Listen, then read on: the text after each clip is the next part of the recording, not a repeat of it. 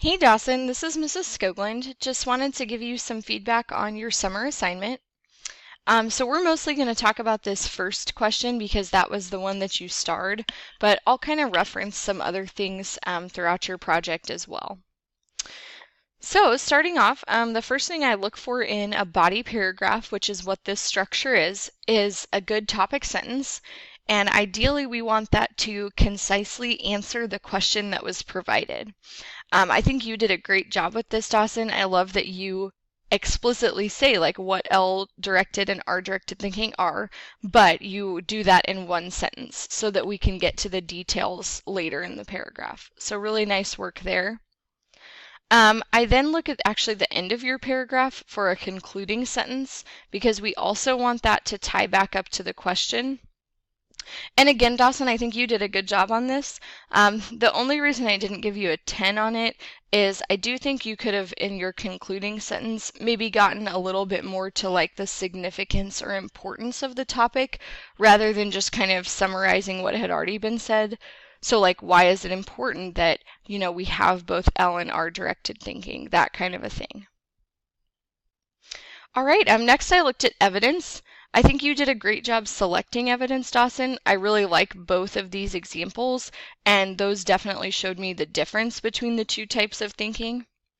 The issue is when you are embedding or how you're integrating your evidence, you tend to just have it hanging out like the quote's just a sentence or a section on its own.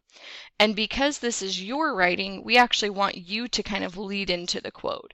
So even if it's just something as simple as like, pink gives an example of the left hemisphere figuring out the first part, or whatever it is. But we don't just want the quote on its own. So that would be a good place to go back and revise.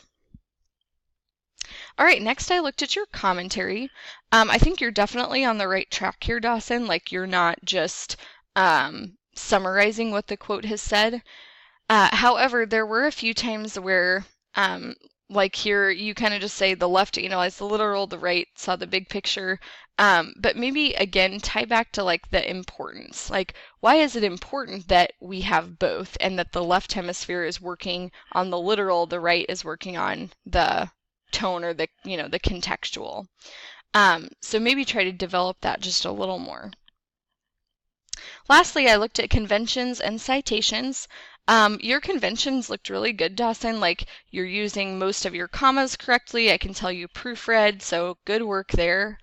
Citations, however, we do actually need the period to be at the end of the citation, not at the end of the quote. And I know that's a little thing, but it's something we definitely want to go back and get consistently right. All right, finally, I looked at your R-directed activities, and those looked really good. I especially liked this TED Talk that you watched. It sounded really interesting, and it sounds like the speaker definitely used kind of some stories or no stories, I'm sorry, that you said, which I thought was kind of interesting that you contrasted that with this chapter. So I was just kind of interested to read about that because most people said that it did have a story, but it did sound like an interesting TED Talk, and so I just wanted to kind of touch on that one. Anyway, just wanted to give you some feedback.